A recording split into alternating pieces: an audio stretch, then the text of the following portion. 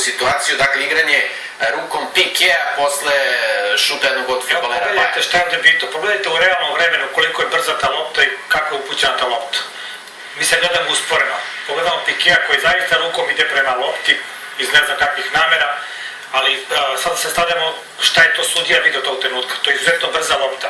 Znači, upućena je direktno na gol. Znači, glavni sudija to zaista nije mogao da vidi zbog položaja, on je stavio tamo gde je trebao. To je jedini ko je mogao da vidi stvarno, to je ovaj sudija dodatni, znači taj peti ili... Evo, to položaja, on ide rukom prema lopti. Jeste, evo pogledajte, on desnom rukom ide prema lopti. To je neka radilja između 6 do 7 metara, u svakom slučaju ne oslobađa ga odgovornost, ali ipak rukom ide prema lopti. Dakle, mislite da je bila elemenata za penal? Mislim da je bila elemenata za kazneni udarac. Sledeća situacija takođe... Izuzetno teško vidjeti, zaista. Sledeća situacija takođe igranje rukom. Posle šuta Dantea, Sanchez je napadač Barcelona igrao rukama, sad ćemo vidjeti iz drugog ugla mnogo bolje. To je odlična procena glavnog sudije, sad pogledajte. Znači, igrač Bayerna promašio loptu, zaista su pitno santimetri, lopta udara na iznenađenje svih igrača Barcelona u ruku, znači nema govora o kaznenom udarcu, zaista odlična odluka. Dakle, ovde nema dileme. Sledeća situacija kod gola Gomeza, ofsajd ili ne, santimetri su odlučivali, ali vidjet ćemo vrlo dobro u trenutku, ovo je naravno taj gol iz ovog ugla, ali ćemo sada i zaustaviti sliku u trenutku dodavanja glava.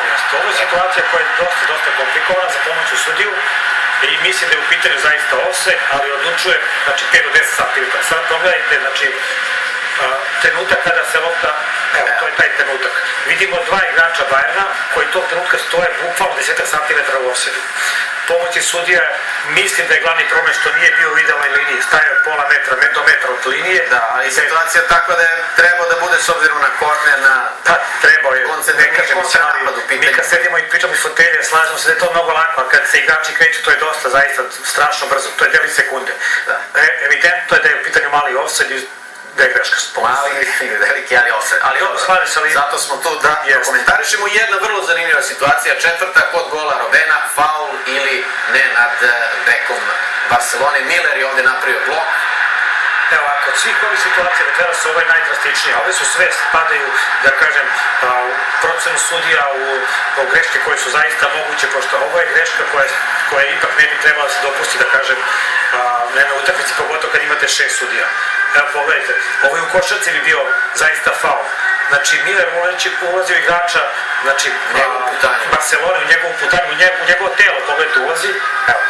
Znači, to nije dozvoljeno, nema pravo. Znači, igrača možete da napadnete samo kad je lopta u njegovom posedu i kad ima nogaben u njegovom posedu. Ovdje to nije slučaj. Ovo je evidentno trebalo pravilna odluka, faul za odbrbenog igrača i reši problem. Vidjet ćemo kakav će večeras biti Kuipers, Holanđanin koji će suditi utakmicu Borussia Real.